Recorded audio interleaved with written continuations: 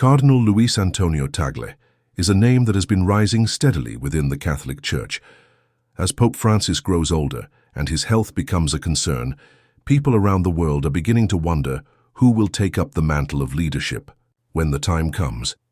Among the possible candidates, Cardinal Tagle stands out, not just for his faith and experience, but for the kind of warmth, humility, and vision that closely mirrors Pope Francis himself.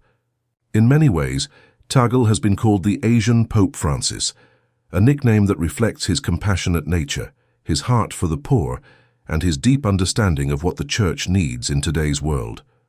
Born in Manila, Philippines, in 1957, Luis Tagle grew up in a modest household, where he saw firsthand how difficult life could be for the poor and struggling. This early experience shaped his view of the world and guided his journey as a priest, bishop, and later a cardinal.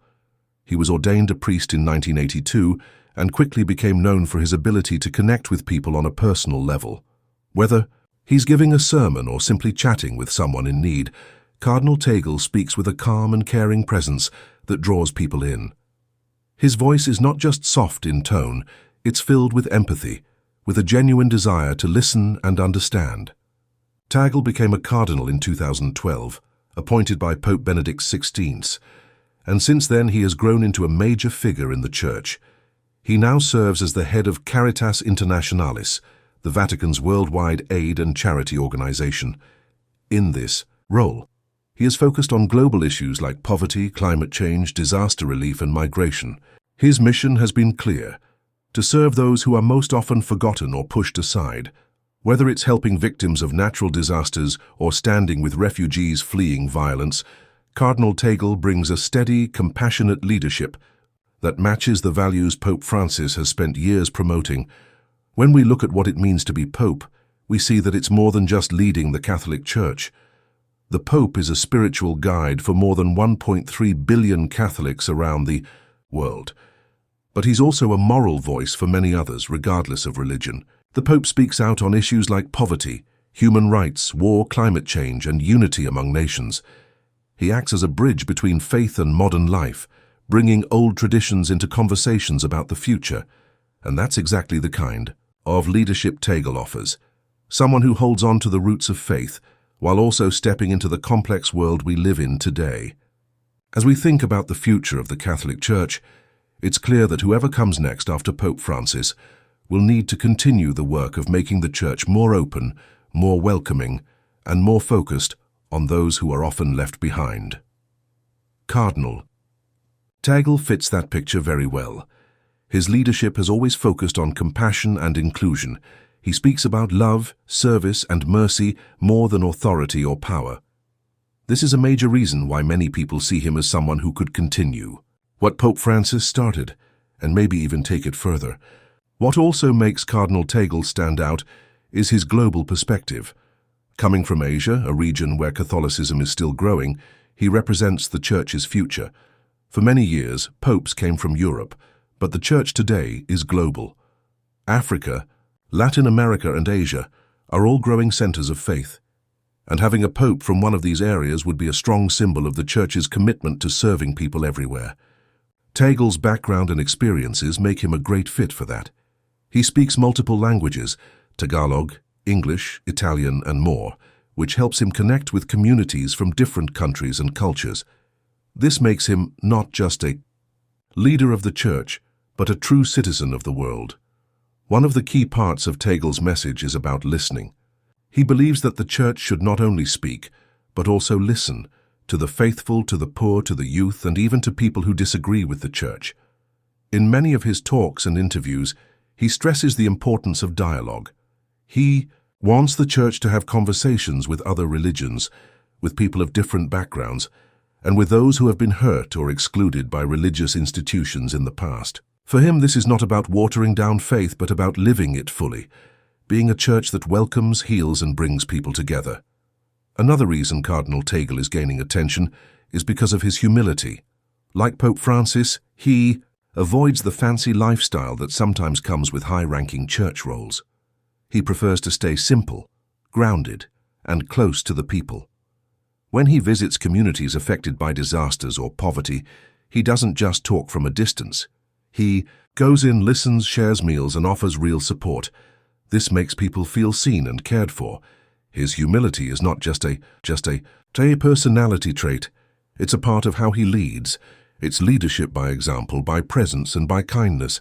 Some insiders within the Church have even suggested that Pope Francis sees Cardinal Tagle as a possible successor. There have been quiet hints and subtle moves that suggest Francis may be preparing the way for someone like Tagle to take his place. If that's true, it shows just how much Francis values the kind of leadership that is rooted in service and simplicity. Pope Francis has spent over a decade trying to reform the Church, making it more inclusive, more just, and more focused on the poor. Choosing a successor like Tagle would be a sign that these efforts are meant to continue, not end.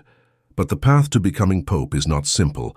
The process is deeply traditional and filled with spiritual meaning.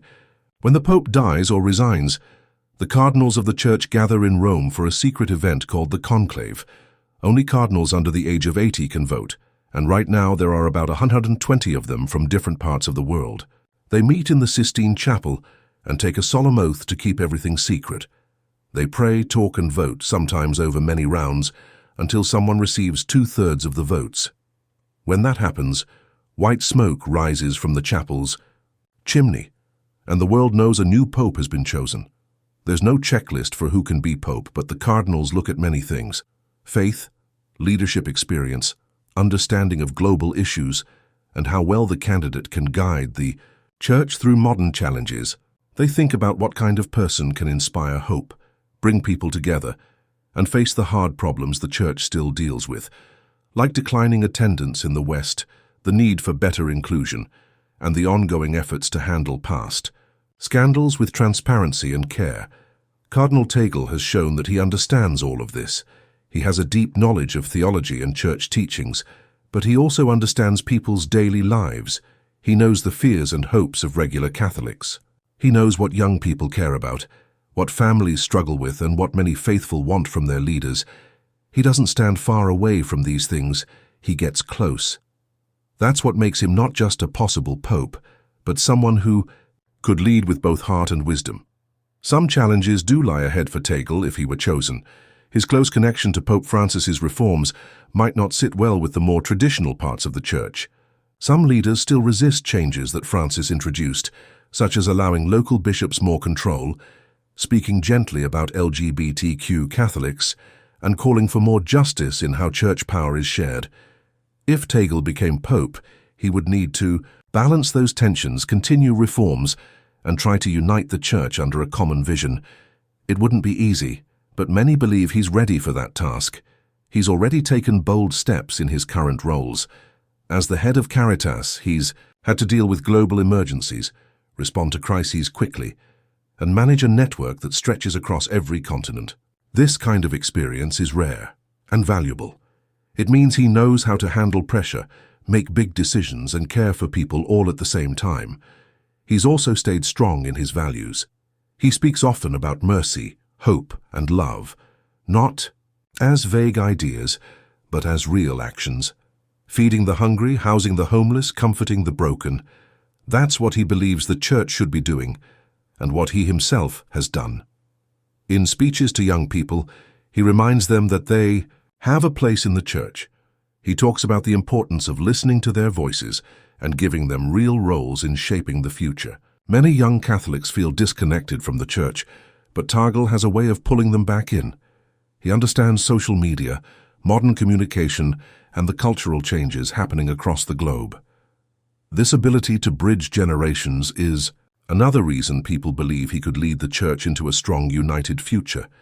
In the end, whether or not Cardinal Tagle becomes the next pope is something only time will tell. But the attention he's getting is not without reason. He represents a Church that wants to serve more, judge less, and bring light into dark places. A Church that listens before it speaks. A Church that builds bridges rather than walls. That vision connects with many Catholics around the world, and even beyond the Church. If Pope Francis steps down or his health forces the Church to prepare for a new leader, the choice of successor will shape the future in a big way. And Cardinal Luis Tagle with his deep faith, global experience, and compassionate heart, might just be the one ready to carry that future forward.